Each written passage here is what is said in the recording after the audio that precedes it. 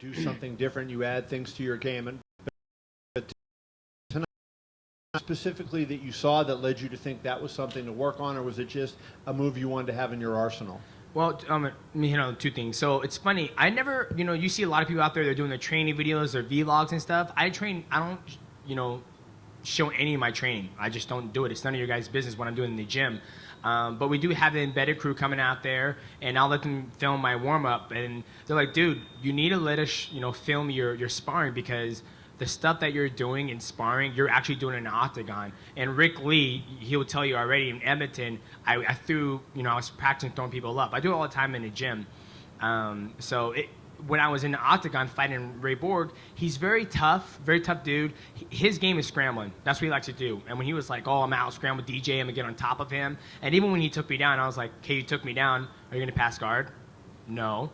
And I elevated him, then I got back up, and I was like, okay, you took me down. That was the best opportunity you had. And then when I had his back, he was very planted. His weight was planted. And that a couple weeks ago, he was saying, when somebody's planted, you have to shift their weight. And when they shift their weight, they're light.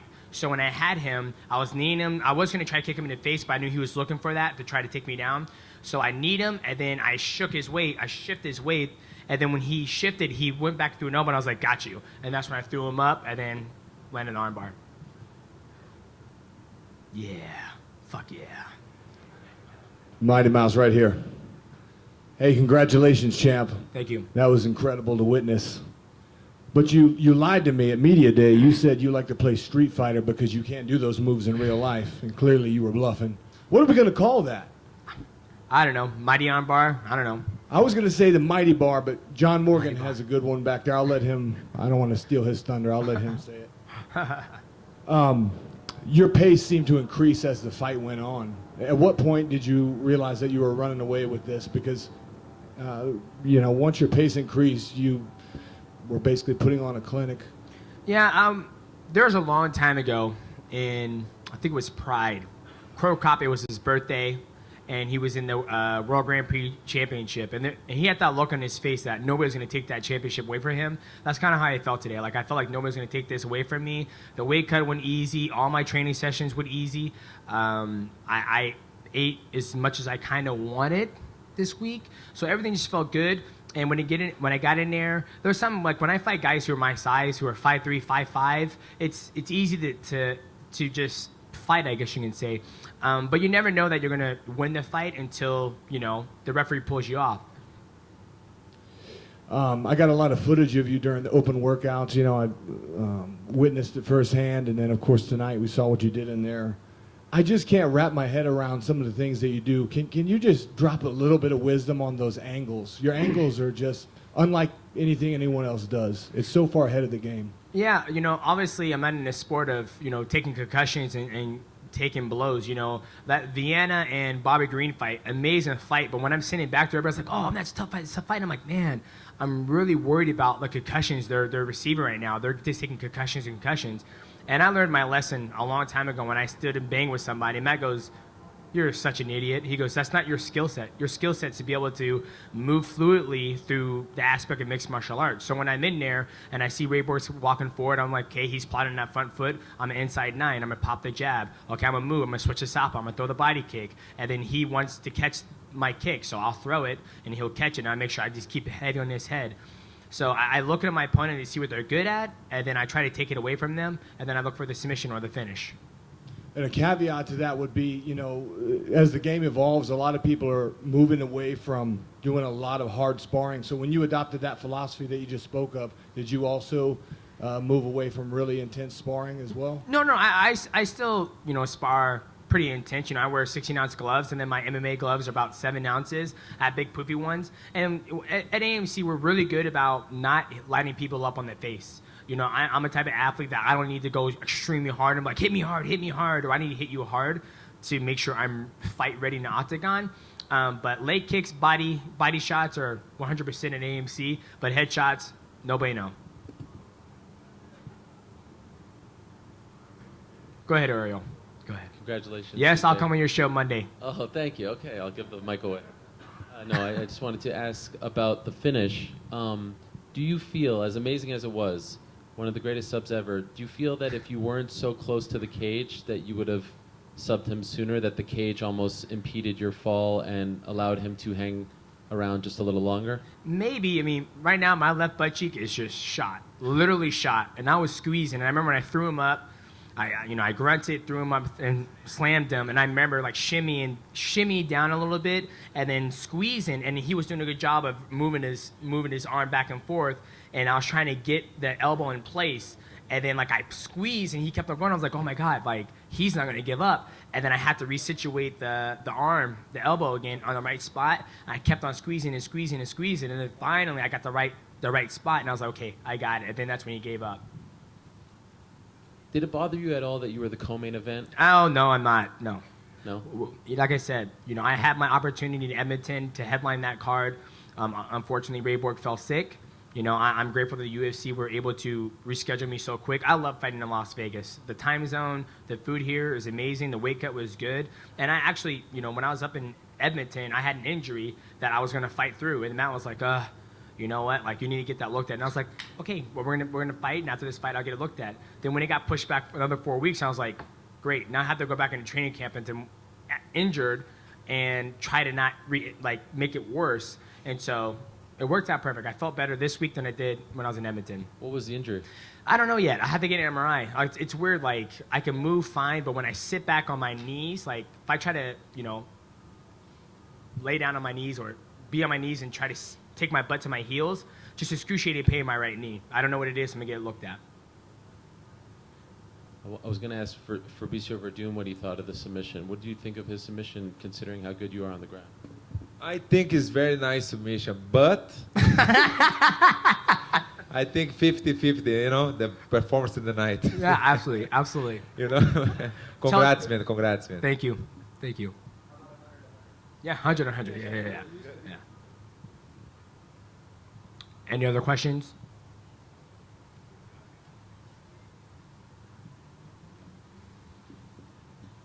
Tell us about 5 week. We saw you driving around. Was Bentley, Rolls-Royce, and then Slingshot. And what can we expect as of moving forward? Is it going to be private jets and flash? And I don't make that much money. Let's be honest there, okay?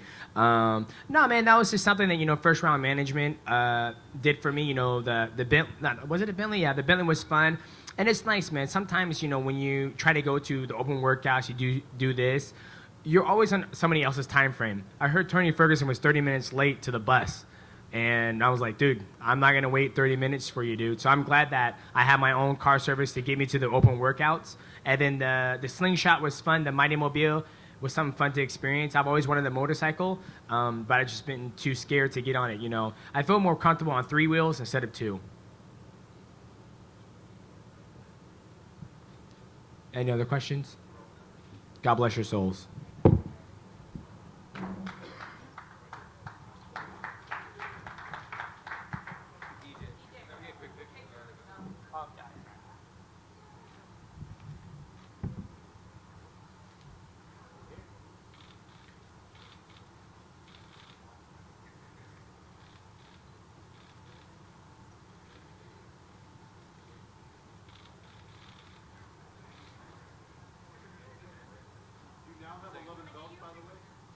I had 8 at the UFC office, and I got 3 at home, so. Oh, yeah, of course, I'm sorry.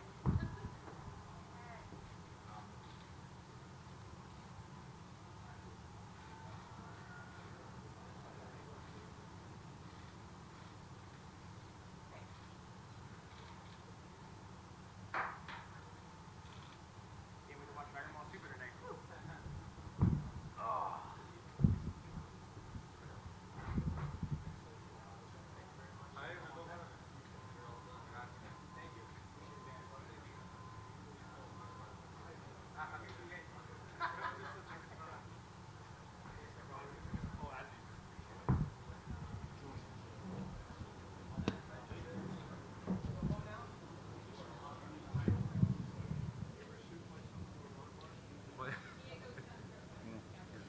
Werdum?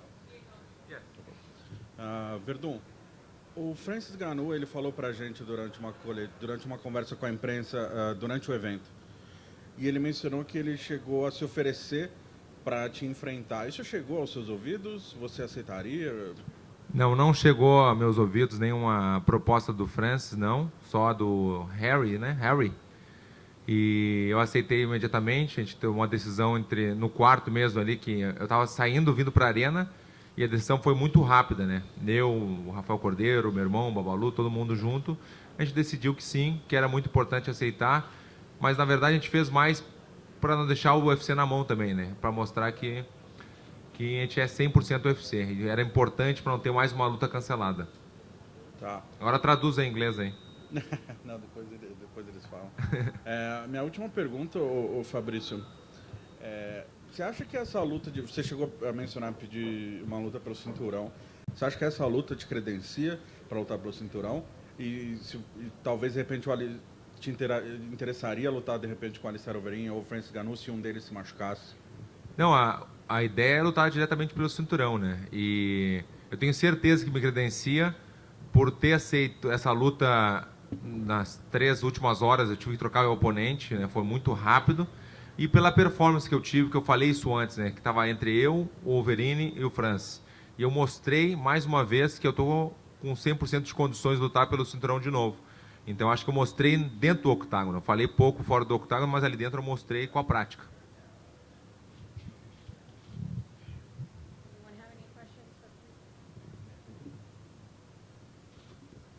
Fabricio, congratulations on your win. You know, before this week, you talked about an impressive performance versus Derek Lewis. You were hoping that if you had an impressive performance against him, it would get you a title shot. Then you get thrust into this situation where you're putting yourself at risk. You're fighting a guy for the first time, last minute notice. Did it ever cross your mind not to take the fight? Yes, man, it's so hard decision. Imagine 3 hours before, I just have my team in my room. I just come to the arena, and my manager, Ali, called me and said, your fight is canceled. Imagine, everything is good for coming to the arena. And I'm very sad. In the first time, I'm very sad, but my manager called me again. 2 minutes later, he called me. Werdum, I have one more guy, maybe I have one more fight for you. Have a Red, how say his name? Red. Walt Harris. Walt Harris. Harris, yeah, Harris. And I say, yes, just one second, Ali. And I just have a decision with my team. This is very hard decision because, you know, imagine you prepare your body, your everything, strategy, everything for one guy, you know, for Derek Lewis for 3 months, and the 3 hours change everything, you know. It's so hard decision, man.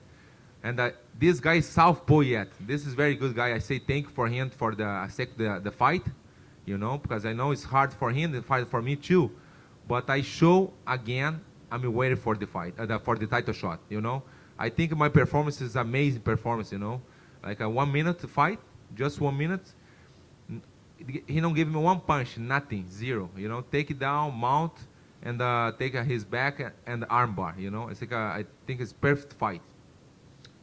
Francis Ngannou had told the media backstage that he was trying to step in last minute. How would you have felt if Yes, for Francis sure. had stepped up? Anyone, no problem. Anyone, I say to the guys say Francis, Overeem, Hards, for everyone, I want to fight, man. That's it. I mean, waiting for fight, you know. I just have my bag, I have my bag in my back. Just walk for coming to here. I fight, man. Just that's it. I show you today.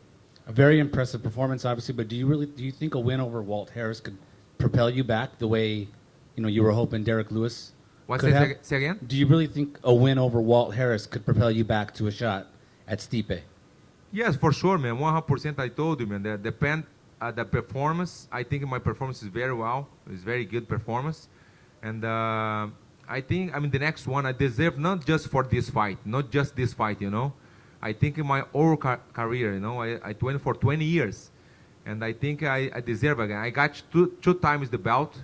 2 times the interim belt, and after versus Mark Hunt versus Cain Velasquez, I show this, and I show again. I have a 4 years old, but I show again. I know the way, you know.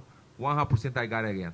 You know, switching topics a little bit, you and Tony obviously had your little dust up last week, but he won the championship tonight. What did you think of Tony Ferguson's performance? It's very good performance. Congratulations for him. It's very good performance.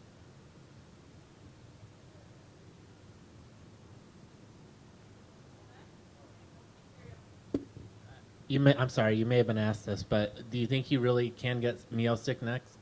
What's this again? Can you get Stipe for your next fight? Yes, for sure, man. For every who he want, you know, because when Steve Miocic say Verdun give him the opportunity, I give for him. Now his turn, he giving the opportunity for the belt again, you know. I think I'm waiting for him. For every who want.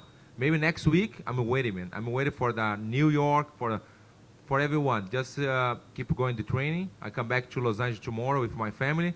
I just, like a couple of days, I go to vacation. And after then, I start the train again. You know, I wanna fight Steve Miocic, man. This is my big goal. Did Dana say anything backstage to you about that happening? No, I don't see Dana yet, man. I don't see it yet. Just I wanna see him when he giving the bonus, you know, after the night. Thank you. Fabricio, I asked Derek Lewis about what he wants and how he's feeling and everything, and he said he was hopeful that he would fight you in New York. Has that been brought up to you? Yes, for sure, man. Yeah, I don't know the UFC decision yet, you know. I told you, my big goal is the belt. And the UFC say, we're waiting a little bit more, and the fight is Steve Miocic, and maybe in January, February in next year. I'm waiting for the, you know, no problem. I'm waiting. I have more time for training. You know, depends the UFC decision, man. But I told before, my big goal is the belt. You know, I think I deserve the belt again. And was that one of the more enjoyable fights of your career? I mean, obviously you've had some massive wins, the title of Fedor, but just to be that smooth on the ground and show off your jiu-jitsu and just have such a quick finish, was that one of the more enjoyable sequences of your career, at least as of late? This time, This one, yeah. This for sure I'm enjoying it. You know, for sure when a win is like a one step front. You know, when you lose, everything is bad. You know, I mean lose, I'm not here for sure. You know, nobody want an interview, nobody want a seminar, nobody, nothing, zero. And the victory is very important for me. But the Fedor one is a special one for 100%. Yeah. When I beat Fedor, as the more important fight in my career. Did you know who Walt Harris was before today? Have you ever heard of him? Say again? Walt Harris. Had you ever heard of him prior to today? Quem é esse cara aí? Hã? No, I saw him when I commented, you know, when I work in UFC Network, I saw him a couple of times, but it's very funny, man, because I just have a strategy when I'm in my way from here to the arena. Me, Rafael, my team, watch his fight, man. And the strategy. Imagine it, you come to the fight and watch his fight and I make the strategy. Wow. You know, couple of 30 minutes, like 40 minutes, and I make the strategy. That's it. You see the strategy. This is the strategy. I just make. Final thing, did you say anything to him afterwards? Did who? You say anything to Walt after the fight? Yes, for sure. I say thank you for him because even he take this fight too. He's a tough fighter. Even he's very dangerous guy, man. He have a lot of knockouts. When I saw him, it's like a big guy, man. He's a big guy, you know. All right, last one. Thank you, Fabricio. That's it. Thank you, guys. Appreciate it, man. No too much question, but when I be a champion, I don't give a question for you. Sometimes they tell you to only keep the mic on one side, so try.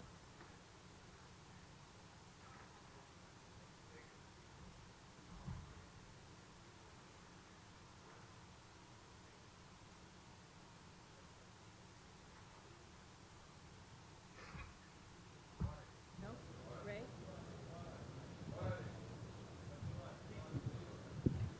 Hey, Ray, can you put into words kind of what facing Demetrius is like? You hear a lot about him and how great he is. When you were in the cage with him, what is it like in actuality?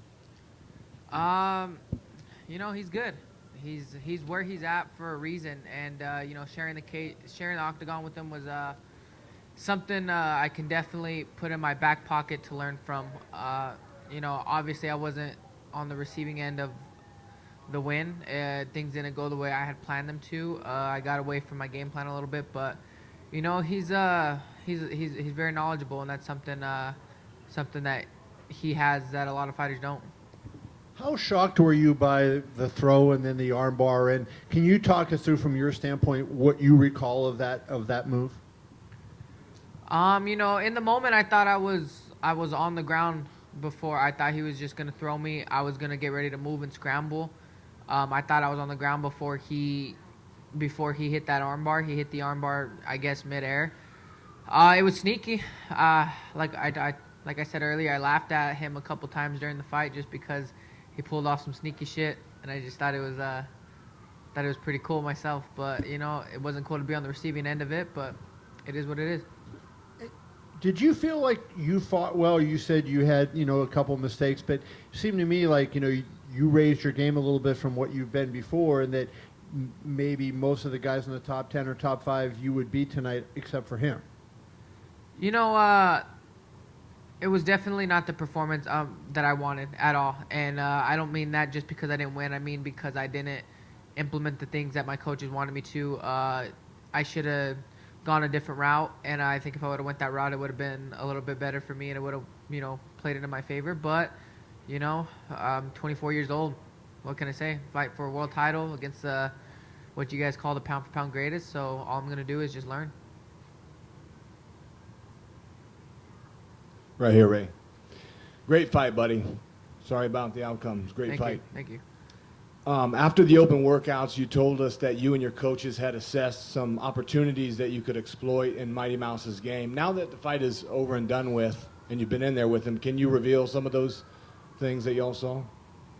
He is good, and I definitely feel like Demetrius is at the top and where he's at because of his knowledge and his ability to correct things in the fight mentally.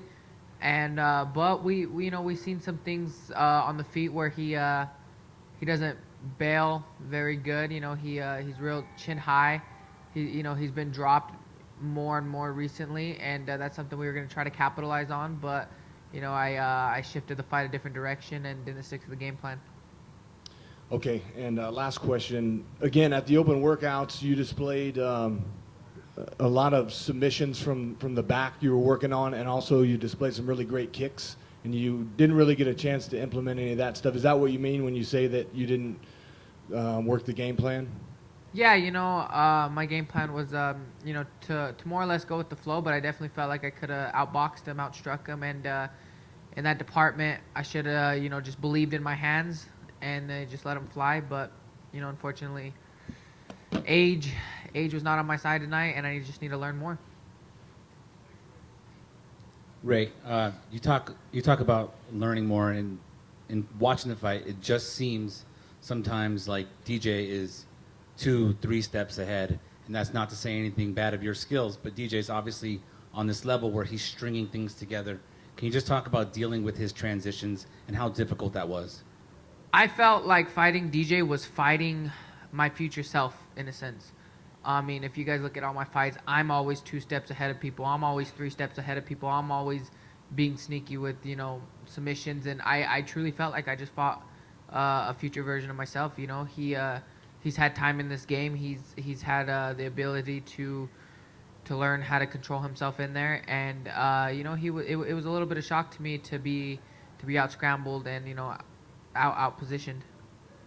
And the last question I want to ask is, as you walked away from the cage, we saw you had tears in your eyes. And obviously in that moment, it was tough dealing with the defeat. But in the time since then, have you sort of just grappled with where you're going to go from here and how you're going to build off of this?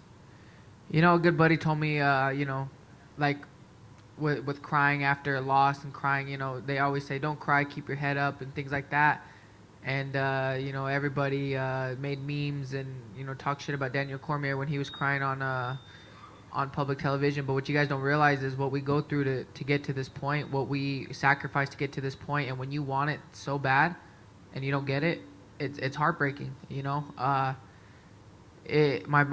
buddy told me that if you don't cry after a loss, then you didn't want it as much as what you thought. So, I just wanted it. I really did. And it just wasn't my night. It's not my time. Since then, the only thing I can tell myself is that I'm 24, I mean, look at DJ when he had his first crack at the title. Dominic beat him in, devastating fashion. Well, not devastating, but dominated him. He lost his first crack at a title. I'm 24, and I'm just going to keep working, and I'm going to get back there.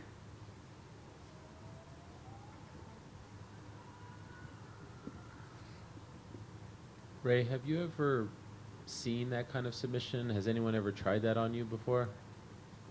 No, I don't even think it was really a submission. I think it's just, sometimes you can just make shit up. He just happened to suplex or throw me, and then my arm was straight trying to brace myself, and he just saw an armbar. Did you think for a second that you'd be able to get out?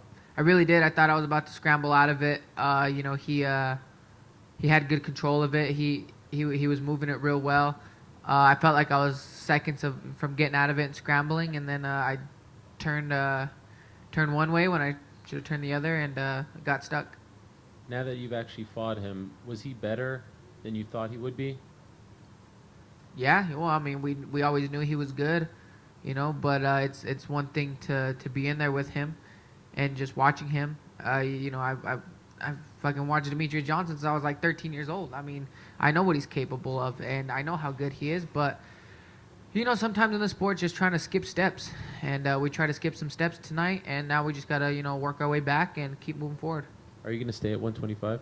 Yeah, why not? I mean, for anybody, all the UFC staff, I was there at 6:45 ready to weigh in at 124, just to show you guys that weight's not an issue. So yeah, I'm staying at 125. Thank you.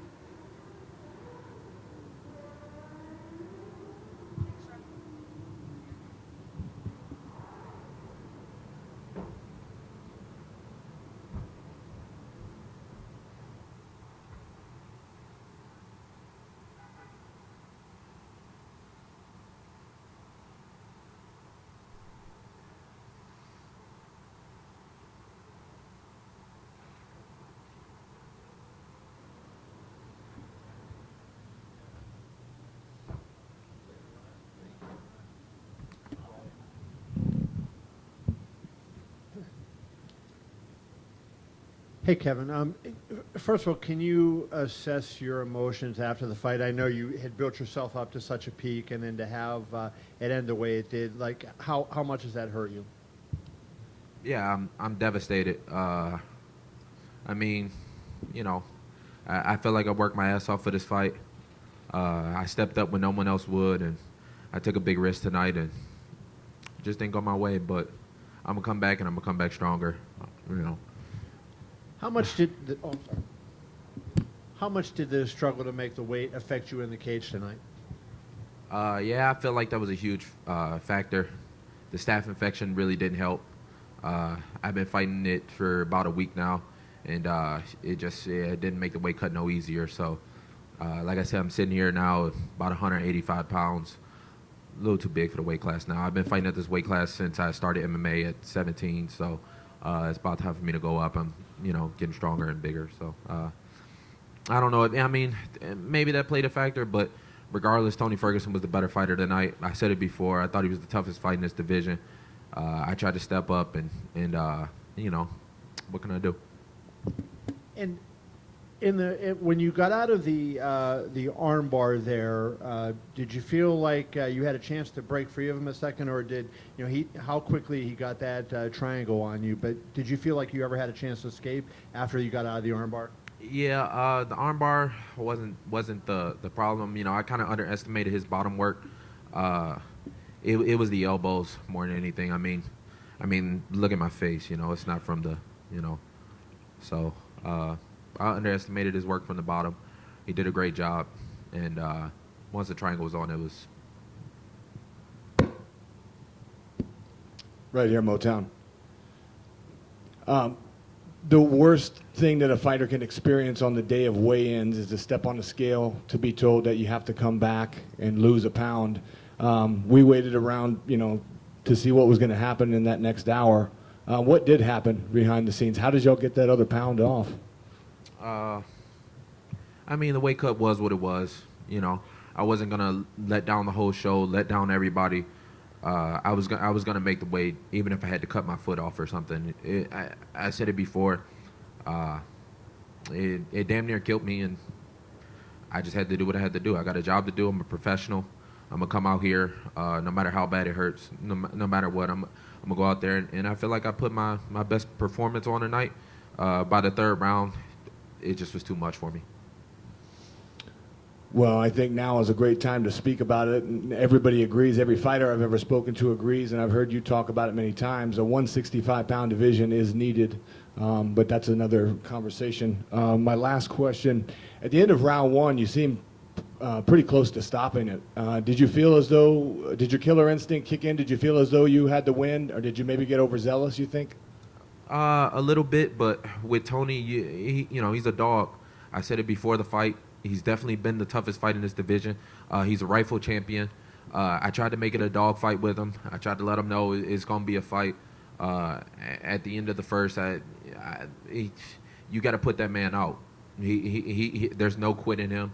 He kept coming forward, and he kept the pressure, and he did what a champion is supposed to do. And I wish him nothing but the best. It might have been a lot of back and forth before, but we come from the same alma mater. I know how tough Tony Ferguson is, and he's the best man in the world.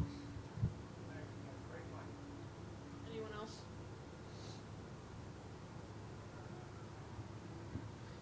Kevin, did the staph infection come up at all, or did the doctor, no one ever, the commission, did they have no idea about it? I tried my best to hide it. I wasn't, it's a big event. A lot has been happening with the UFC these last couple events, and I wasn't going to let nobody down. I worked my whole life for this. It was like a culmination of things, but I'm not going to let this stop me. I'm still going to be a world champion. It might not happen when I'm 25, but... And just to confirm, your next fight will be at 170. Is that what you're planning on, at least as of right now? I don't know. I've taken a lot of fights this last year, so I don't know. I need some time. I'll probably go home. Thanks, Kevin.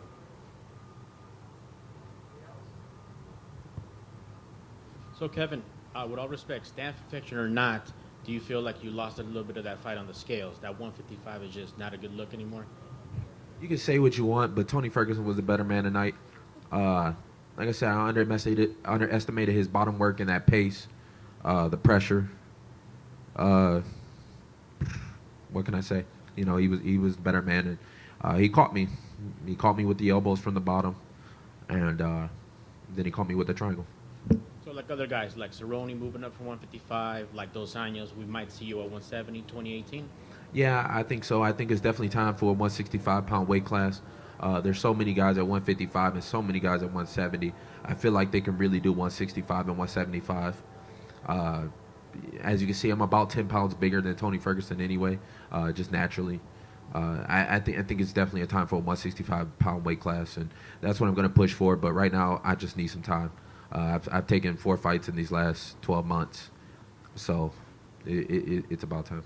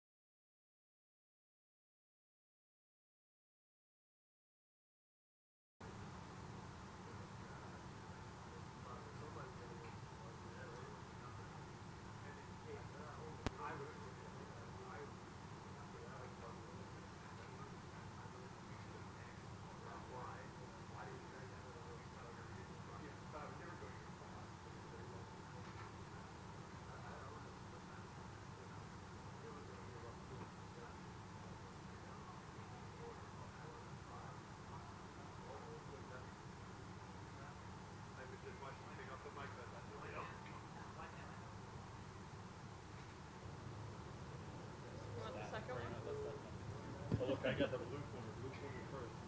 So, what did you think of the game the other night? Did you watch? They won again tonight. Vegas, man. I'm into it. I'm into it. Even though somebody asked me.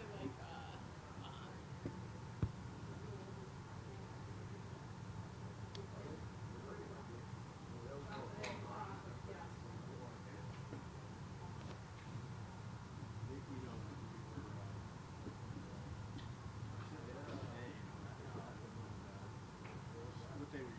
Sunday night, right?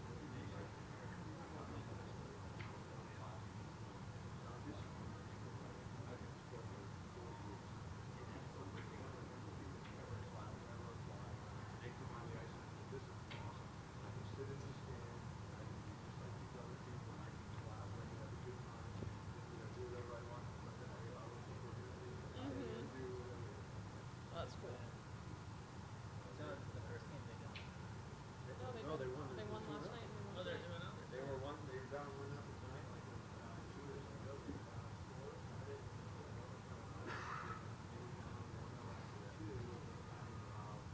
Seven minutes into the third, and then late in the game, Changino scored 3 or 4 goals. He had no preseason at all, and then I didn't see what happened, but he scored more. 2 of them coming home. Their Twitter account is great. Their Twitter, like, we're undefeated. I tweeted them in and said, can I win my playoff tickets?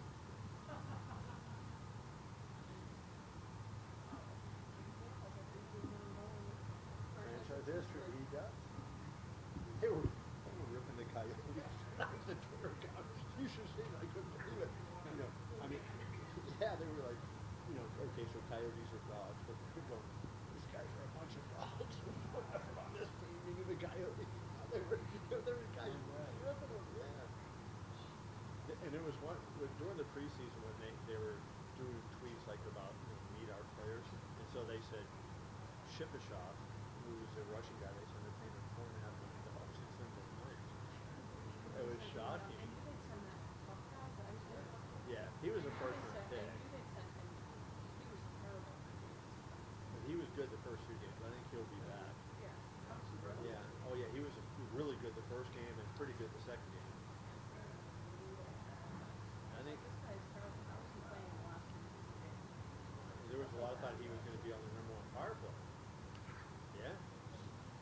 But they tweet out, they go, yeah, here's Shipachyov played last year in the KHL, and he's now the best number 87 in the NHL. Right? So when they tweet that, so of course you know what I write back. I write back, I said, please cancel my tickets if you've never heard of the other number 87. And I was just like joking around. Some guy goes, what kind of an asshole are you? They're just trying to have fun. I'm like, dude, like right over your head.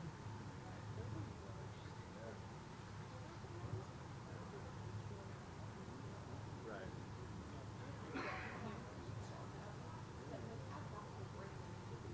Right.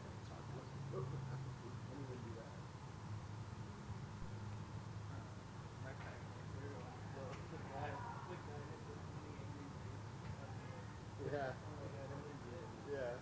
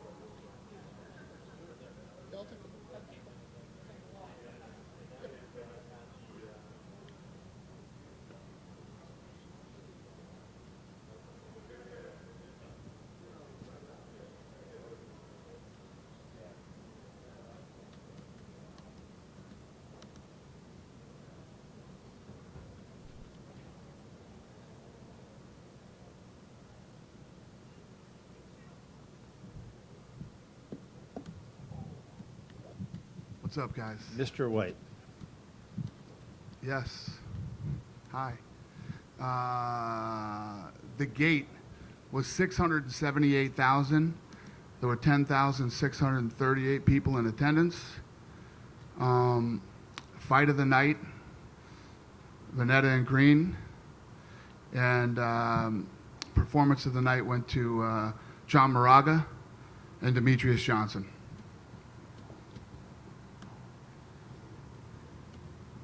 What's up?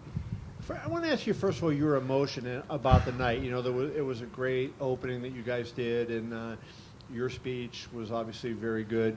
And I wonder, like, do you think the fighters reacted to that? Do you think it had an impact on the event itself?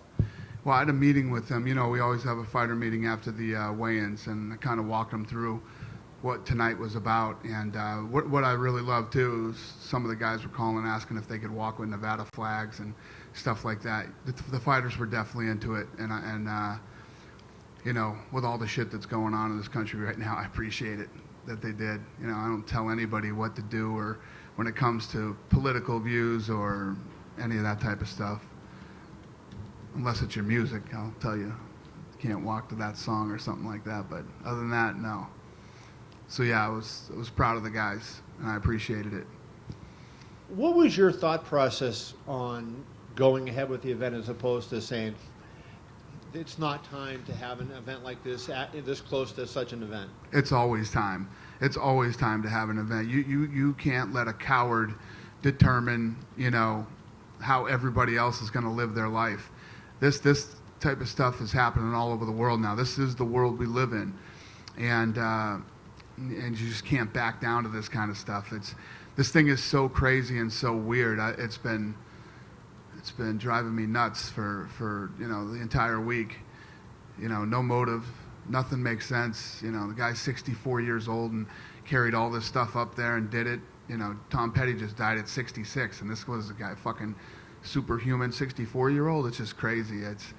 I'm trying not to think about it anymore, but you know, I've been saying all week, I'm really proud of this city and how everybody's reacted to this thing, from the first responders to the people that were just there helping other people, and then you guys, honestly, well, maybe some of you do, being in the journalist business, you know, companies are fucking cheap, man, and everybody will look for an excuse to not put money into something. And the way that the big guys stepped up in this town and threw in money, I told you guys this week, it's $1 million is $1,600 per person. That doesn't fly you home. That doesn't bury a loved one. That does nothing. But to see, you know, Sheldon Adelson and the MGM and, you know, these guys who all, you know, they're competitors. They don't like each other. They don't ever unite. They don't ever, you know, sometimes they might here and there, but most of the time they don't. Tony Shea at Zappos putting in $1 million. Boyd Gaming, the Fertitas, of course, coming in and do it. It's a big deal. It's a big deal to get everybody to do that. And they did. So pretty awesome, man. Everybody thinks this isn't a real community. This is the realest community. You find out who real people are when shit goes wrong. I know you said you don't want to talk, and I'll just ask you one last question. I know you're friends with the president. Did you speak to the president on his trip here, and did he have anything to, you know? I didn't. You know, I'm sure he was busy. I don't mess with him. I let him do his thing, and if he wants to talk to me, he reaches out to me. I've never been in a situation yet where I actually needed the president, so I'll leave him alone and let him do his thing. I think he's got bigger shit to do than to deal with me. And just to go on the fights, just a couple questions on the fights. Your reaction to me, I thought Demetrius' submission was maybe the best in UFC history. I don't know what you thought of it from your angle. Can you give your opinion of that submission? I agree, and you guys know what a crazy jiu-jitsu guy Joe Rogan is. You know, Rogan was up in the ring telling, I've never even seen that in a jiu-jitsu match. He goes, it's crazy. This guy's a freak, and it's true. You know, Demetrius is the best, man. He broke Anderson Silva's record and did it in spectacular fashion. And I feel like I disrespected, you know, Ray Borg a little bit with the whole TJ Dillashaw. That kid came to fight. He came to fight. He didn't want to tap to that arm bar. I don't know if you guys talked to him yet. His arm can't be feeling too good, but a stud. And I meant no disrespect. Do you believe that this submission and how spectacular it was and how great he was overall in the fight, but just that submission will elevate him to the point that we're not talking about how come people don't like him anymore? Do you think this might be the moment that puts him over the top? I felt like tonight the crowd was chanting his name, and I think people are coming around. That's the thing. Sometimes it takes longer for some people. Crazy to think, but people didn't love Chuck Liddell at one time either. They didn't hate him. They just didn't care. And then Chuck became a massive superstar for us. And Anderson Silva. You and I actually used to talk about it all the time. And then he kicked Vitor in the face and exploded. And then last question, Tony Ferguson. I mean, to me, that seems, I don't know what your plans are for Conor, but Tony Ferguson obviously seems like a massive fight with Conor right now. Yeah. Both guys are great fighters on win streaks, and Tony's a great talker as well. How do you think that plays out, and what is in your mind in terms of Conor, whether he goes to Diaz or whether he goes and unifies with Tony? Nobody's talked about Diaz. Diaz has never been talked about. That's internet bullshit. Tony's the interim champion. Conor's the champion. It's the fight that makes sense. It's the fight that has to happen. It doesn't make sense. It's the fight that has to happen. Danny, can you explain the process with Derek Lewis's injury and the Werdum fight? Yeah, so apparently today, this afternoon, he tried to get out of bed and his back locked up on him. So he the commission was like, if you can't get out of bed, you're not fit to fight, which I agree. You want to hear something crazy? I don't know if you guys ever knew this story. Maybe you did. Matt Hughes in Abu Dhabi, same thing happened to him. His back locked up and he couldn't get out of bed. They had to pull him out of bed, pick him up, and stand him up. He was walking like a robot. He went in and fought that night and beat Renzo Gracie. I'm not trying to make Derek Lewis look like a puss or anything. I'm just saying it popped in my head.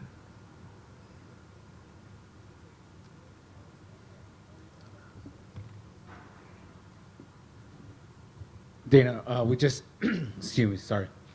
We just had Kevin Lee come in here. He's very emotional. He's obviously gone through a lot this week with the weight cut. What did you think of his performance tonight, all things considered, what he did to get that extra pound off? He looked awesome. I mean, he looked great tonight. His jiu-jitsu is unbelievable. If you look at his fight with Michael Chiesa and then his fight tonight with Tony, who's known for, great jiu-jitsu, his jiu-jitsu looked unbelievable tonight. Yeah. It seems like he really strained his body to make that weight. Do you feel for the guy, given what he went through? Yeah. Listen, we offered him help at the Performance Institute to go in there and work with the guys there to cut the weight. He said, nah, I know what I'm doing. I don't need help cutting weight. And then we got down to the wire and, it was close. So that kind of leads into what I was going to ask next is, given what he went through and we almost lost the fight, what, if any, role can the UFC play in helping these guys with cutting weight and kind of changing the culture? We're doing it with everybody. But he's a grown man. I can't tell him what to do. You either want to come in here and do it the right way or you want to do it your way. That's up to him. And I don't know if anyone asked you this time. We heard you talk about DJ when he tied the record. Can you definitively say that Demetrius Johnson is the greatest UFC fighter of all time? Definitely. He's the man. He broke Anderson Silva's record, and it almost seems like in that last round he knew he was going to do it, and he knew how he was going to do it. It was pretty impressive. I don't know if I just said this or not. I'm tired, but Matt Hume, we were talking about how awesome it was, and he goes, he does it in the gym all the time. That's like his move. He does that all the time. It's crazy. Saw something surface as well that perhaps you're getting close to Holly Holm and Chris Cyborg. Is that close to happening? Yeah. I think we'll get it done. Do you know when? How close? No. Are you shooting for December 30th, last fight? We'll see what happens. It's not done yet. I can never predict what's going to happen, but I think we'll get it done. Thank you. Soon. What's up, buddy? Hey. Have you talked to Conor about what he's going to do next and when he's going to fight next? I mean, is the December thing likely, or is it not likely at this point? Not yet. We haven't talked to. We didn't specifically talk about it, but yeah, we talked about it kind of. He wants to fight again this year. he does want to fight again this year. So he went and partied in Ibiza for a while, and went back home for a while, and you got to let him blow off some steam, and then we'll figure it out. And from what you've seen from Tony, especially tonight, what do you like about that fight so much? Do you think that fight will, be another Conor record seller? Tony's a busy guy, man. He keeps coming forward. He keeps throwing all kinds of different things at you, and Conor's awesome. There's no way that's not a great fight. Impossible. We good? Hey Dana, I just wanted to ask about bringing some of the people who were affected, some of those people I saw on the news this week. How did you get them? How did you get in touch with them? How did you bring them to the event today? Yeah, I'm pretty close to the police department in this town. I love law enforcement. I'm the opposite of all the crazy shit that's going on right now. I love law enforcement. You don't want to see a day when there's no law enforcement. I can promise you that. And they were instrumental in helping us get, a lot of the first responders here. And then, we reached out to the people who were shot. We knew some of them. The two girls that sat next to me tonight that go to high school, they're 17 years old. They got shot, and they go to Faith, where my kids go. So it was homecoming last night. They were there, and I talked. The two girls that got shot, their cousin was with them too, and she was actually way worse. Those two are like little rock stars now, man. They're out cruising around, shaking hands and talking to everybody. But their cousin, who isn't getting the media attention that they get, she didn't get shot, but she does not like being in big crowds. She was really scared last night being at homecoming there. And we got her out tonight, and she was great tonight at the fight. It's almost like you got to jump back on the horse and get back in there and live your life, especially girls that young. They saw dead bodies. They saw people shot in the head. They were shot at. They were shot. I mean, that's tough to overcome when you're that young, And just curious, where were you on Sunday when this happened, and how did it, did you stay up all night watching? How did it affect you? I was home, and I turned on the TV at about 10 minutes after 11 and started to watch this thing unfold, and I stayed up all night watching it. It was fucking crazy, man. It's crazy when you watch this stuff and it's 10 minutes down the street from your house. Yeah, it was crazy. But it was weird. I got very little sleep. I woke up the next day, but it's almost like I knew exactly what I had to do, and I started. And historically, you haven't played the anthem or anything like that at events. One other time. 33, right? 9/11. Yeah, UFC 33. How did you come to the conclusion of wanting to play that? And Everlast told us that he didn't feel comfortable singing the anthem because of a verse, so he pitched you the idea of the Star-Spangled Banner. Is that accurate? Yeah, it was a great idea. What he said was, I love the national anthem like anybody does, but it's controversy right now. We don't need controversy. We need unity. This is what I want to sing. And I said, dude, that's a great idea. I love it. And 35 minutes later, he sent me a text message with that version on my phone, and I listened to it, and I was like, love it. Let's do it. Thank you. Yep. Thank you, guys. Hey, and what's up? You want to ask something? Yes, sir. And thanks for coming and covering tonight, man. A lot of people get scared, and this is what we have to do. We have to get back out and get on the horse. Go ahead. Sir, with all due respect, I know that you've been opposed to introducing new weight classes, but given what happened yesterday with Kevin Lee, there's many guys on the fringe, such as Kevin Lee, that could probably thrive in a 165 or 175 division. Does it change your stance on that issue whatsoever? No, Kevin Lee could have cut weight the right way. He could have gone into the performance. It's all free. It's all available to him. There's no more, I can't afford to do it right. Cost you nothing. Dude, we got guys living over at that place right now. They're eating lunch there. I feel like I'm roommates with Francis Ngannou, okay? That guy lives at the Performance Institute and in the kitchen, and, they get free food. Food is free. Supplements are free. Training is free. Physical therapy is free. The nutritionist to show you how to cut weight the right way. All kinds of crazy, up-to-date things that tell you where you're at. It's all a science, and we hired the best people in the world and have the best facility in the world, and they can use it anytime they want. He chose not to, and this is where we're at. How do I get an invite?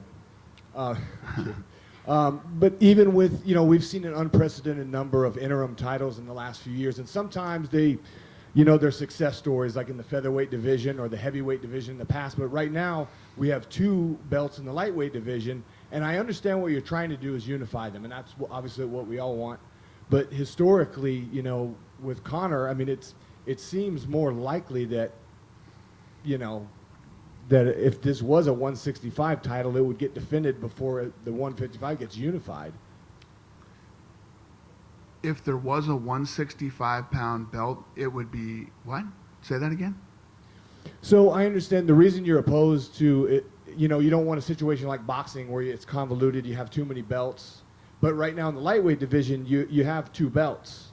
And based on Conor's past history and, this whole entire year as an example, I feel that if this was a 165 belt that Tony has, that it would be defended before the 155 gets unified. I understand you're trying to unify it as soon as possible, but worst case scenario, if it doesn't, it holds, you still have 2 belts in the division. You lost me. But yeah, So- here's the thing. Here's the thing. Fair enough. Conor, this Floyd thing popped up. It popped up. The thing that the interim belts are good for is you don't clog up the division. You don't have guys sitting around waiting to whatever.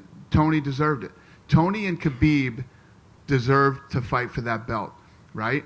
Khabib didn't make weight.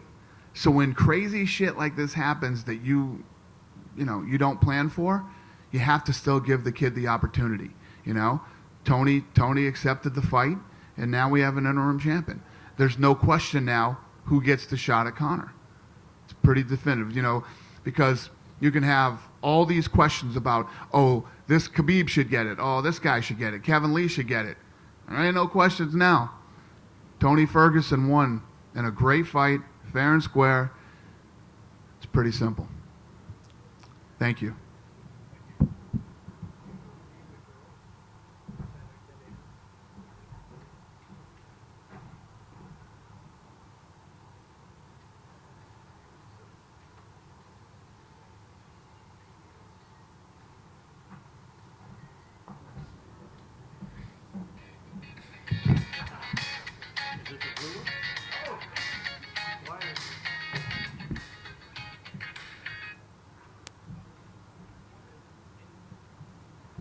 Nobody of importance?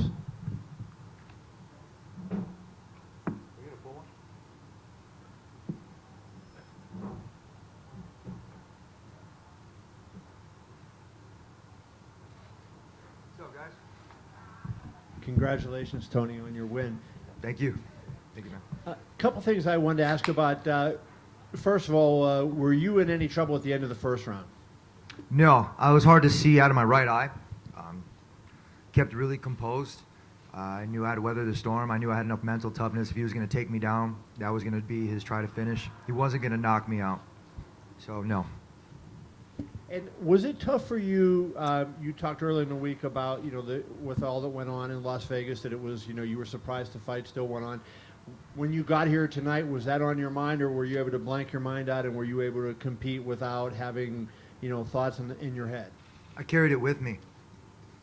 When you're battled with adversity, you have to move forward. You have to keep strong. I kept Vegas with me the whole entire week. I really tried to just change my whole mental game. There's no room in my heart for anger anymore. There's none. Never was. But going into this fight, I knew I had to keep myself composed. I knew that he was going to be overly aggressive. I have a lot of experience in this sport, and the Ultimate Fighter has given me that.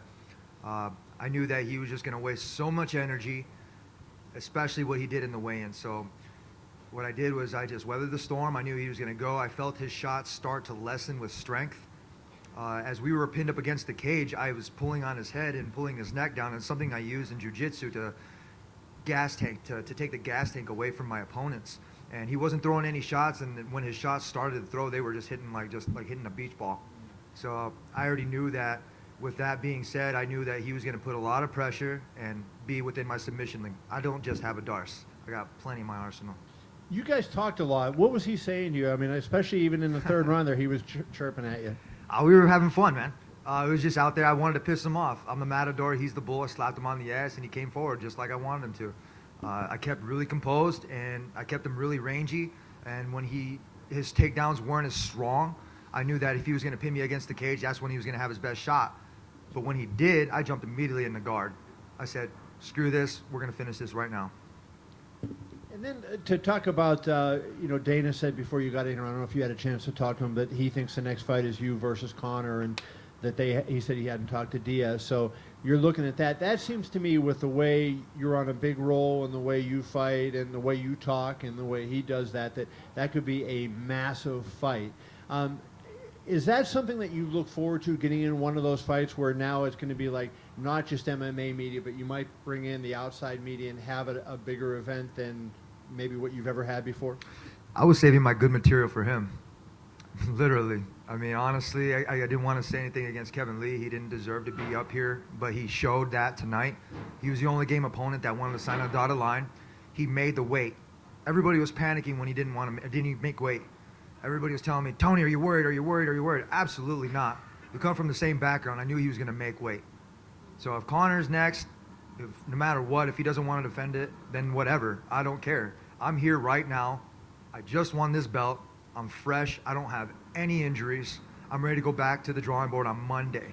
There's a couple things I really want to work on and sharpen up, especially my elbows. My takedown defense, I mean, really, I don't care. My takedowns are amazing. My takedown defense was amazing, but that's what I did. I sacrificed my takedown defense to get into my submission game. I wanted to demonstrate to everybody that I'm a full, complete mixed martial artist. I don't just have hands. Because in the beginning, I was knocking out people. You guys remember that?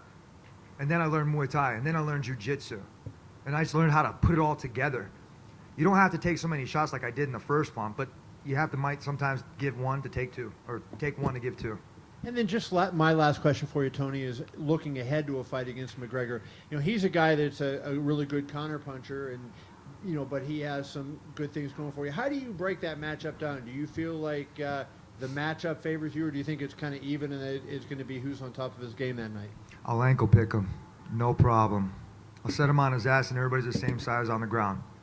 Conor McGregor poses no threat to me, especially when I hit him with the jab.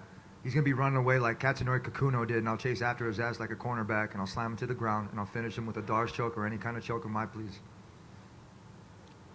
The boy's scared. He's never mentioned my name not one time. Not one time during this whole entire talk. I've been here. I'm 10 consecutive victories. I'm a lightweight, interim lightweight champ. But like I said, it doesn't matter who they put in front of me. It could be Khabib, it could be Conor. I'm going to go back to the drawing board, and I'm going to talk to my managers. I'm going to talk to my agents. I'm going to talk to my team. But the fight is with Conor. It is with Conor. You can't run anymore, man. You're in check. And I'm great at chess. Dana said that Conor could fight again by the end of the year. You were saying you could definitely be ready by December 30th? Let's go next week. Yeah. Straight up. I'm not injured. I had fun out there. I hope the fans and I hope the first responders tonight that were there in the crowd for Vegas, that they enjoyed the show. I took a little bit more damage than I wanted to, but honestly, they didn't hurt. I prepared more than I should have for this fight. Going up to Big Bear was probably the best advice that my wife could have gave me. She was like, Anthony, I need you to go up there. I was like, okay. So she rented me a spot. I built my own camp. I built it safe so nobody's going to get injured. I mean, literally, I used my car as a work truck. It's funny. And people thought I was kind of crazy, and it's kind of weird, right? But I think it's genius because I'm taking my ingenuity and my creativity and not having to have somebody hold my hand to go and build this type of thing. I've learned how to do this from a long time ago, listening to my dad and really paying attention, being his apprentice for a long time. I'm a master now. This is what I do, and I'm still taking notes. I'm still a student of the game, and I'm going to bring humbleness to this.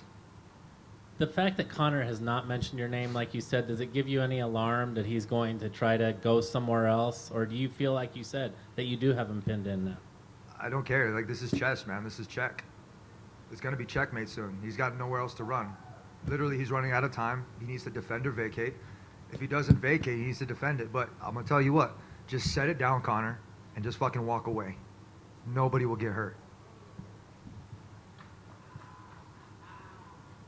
That's my coach, Eddie Bravo. Got him too. My whole crew over there, I want to say thank you very much. They pushed me past the limits. I know you guys in the media, you guys didn't get a chance to go up to Big Bear, and I understand why, because you guys would have ran up the mountain with me. But the first thing is this whole entire camp was an enjoyable experience. I brought a lot of people, or a couple people back from my hometown, and enjoyed the process. You know, I took a couple bumps and spills with some longboarding incidents, but when it happened, I rolled with it, and I knew that with Kevin Lee, I was going to be able to roll with the punches as well. You know, training up in Big Bear, when we were running, we could hear the people that were with me, but then sometimes we would hear something else in the background, so it made us run a little bit faster. So it was kind of funny in that essence, but we prepared more than enough for this guy. We could have went 20 rounds with this guy. Tony, congratulations on the win. I'm sure Coach Brock Lesnar is somewhere smiling. You won Tough 13, now you're the champ. Interim, regular, you're the champion. Describe a little bit of the journey from the tough house to being the man in the house. From the tough house, I have to say I've grown a lot.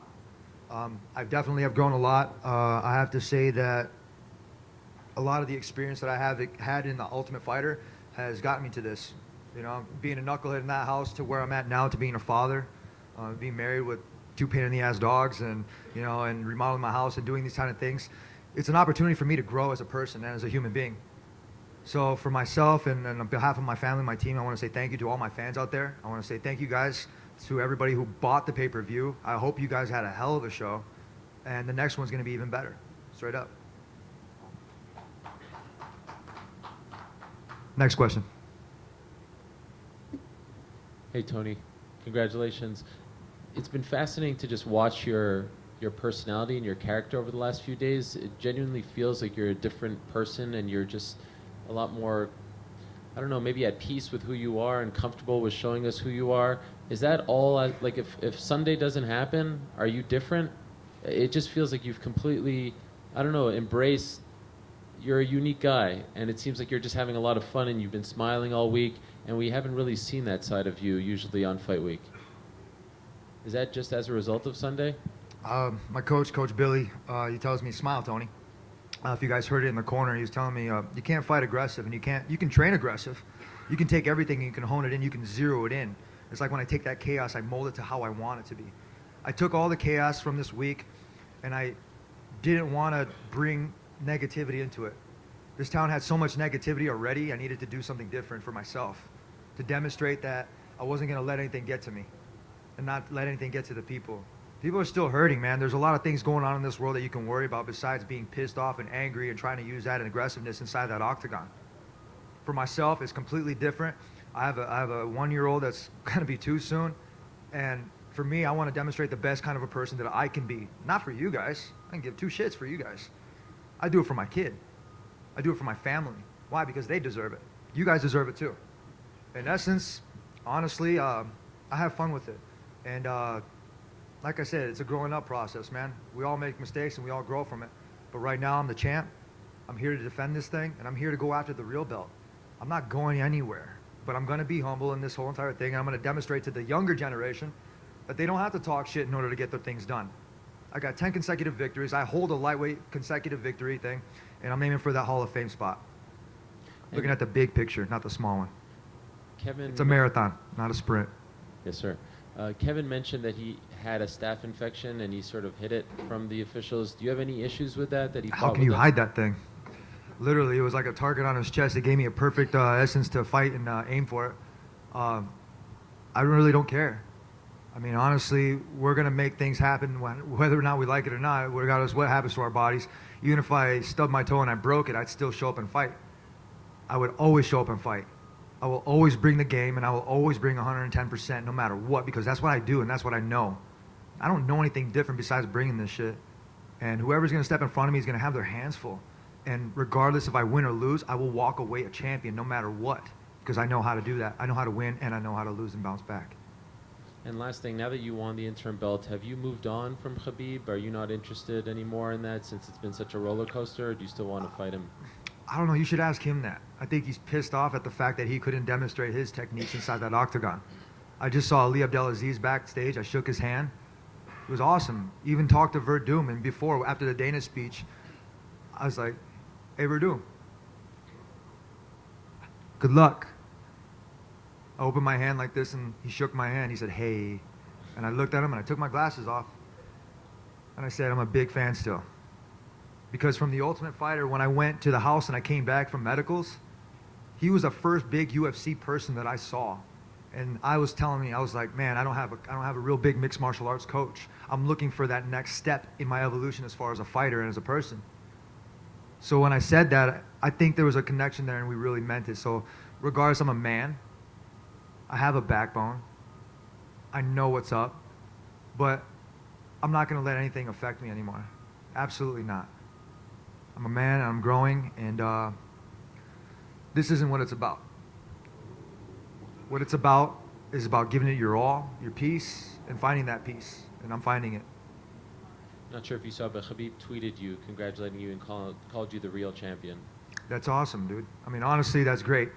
This sport right now, like I said, there's so much in the world that's going on that there's like so much more to worry about than that. And right now, I'm excited. I'm happy. I can't wait to go see my son. I really can't. Give my wife and my kid a giant hug and get some pizza in my stomach. Tony, congratulations, first of all. Thank you. You know, you walk, talk, and you carry yourself like a great Mexican fighter does. You call yourself El Cucuy. Now you have that belt. So is it important to you to continue on in the lineage of great Mexican champions in combat sports? Absolutely. I have to carry myself a lot better. I have to represent myself a lot better. And I mean, it is what it is. My last name is Ferguson, so it's kind of hard for people to tell that I'm Mexican. But my dad stepped in the picture at a young age, and I'm very fortunate that he pushed me to the limit to where I'm at right now. And I remember the advice that he told me is like, if I can't get you to that next level, I'm going to find somebody that will. And the coaches that I found that could, they always said the same thing. All great coaches will do that. A great coach is not going to hold you back. A great coach is going to find that next person in line that's going to get you to that next level. I've a great, great group of people that are helping me get to where I'm at. I consider them family, more than family. So my family's growing, and it is. And it's hard for me to accept that with the team because, I mean, recently I just went to Black House, for instance, with Coach Kenny and all the wrestlers and the young team that are over there. They push me, man. They push me and push me and push me, and I'm learning over there, so I'm sharing knowledge. I'm paying it forward the same way that my coaches did. So the best thing that I can do is be a great representative, not only for my race, because I am American, Mexican, both, not just one. But unfortunately, I can only wear one on my shirt. So with the last name Ferguson and the nickname El Cucuy, hopefully everybody respects that. And I am Mexican, and I do speak a little bit more Spanish, and I did learn in books. Get it? And last thing I just want to ask, you know, because Cain Velasquez had the opportunity to sort of be that great first Mexican UFC champion. So is it important to you to embrace that and become maybe what he could have been, but injuries have taken that away from him? Absolutely. Absolutely. One of my favorite places to fight was in Mexico City. And the one thing that you guys know is I run at night.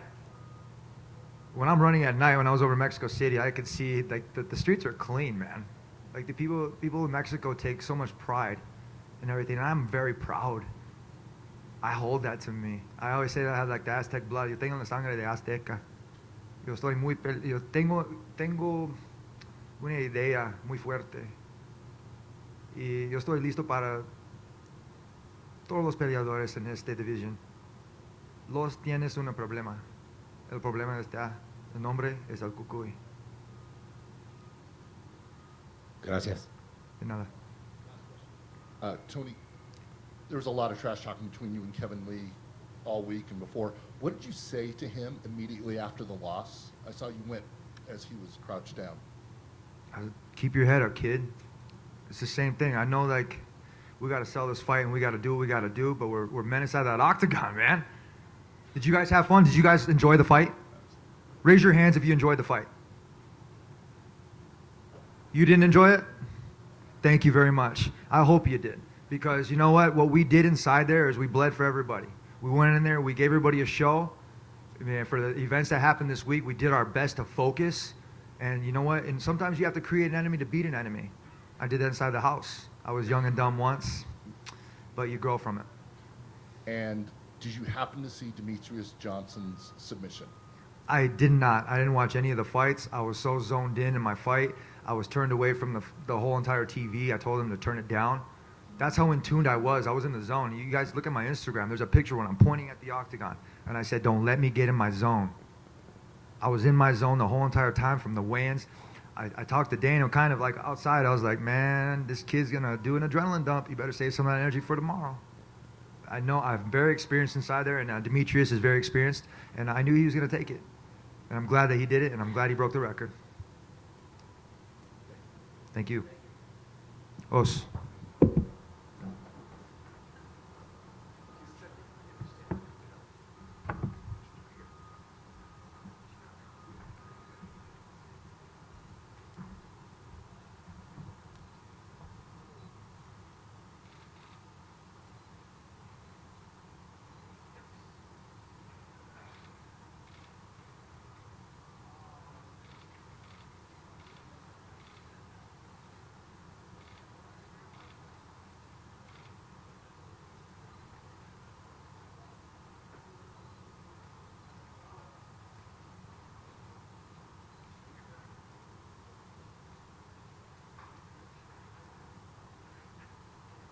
Tired.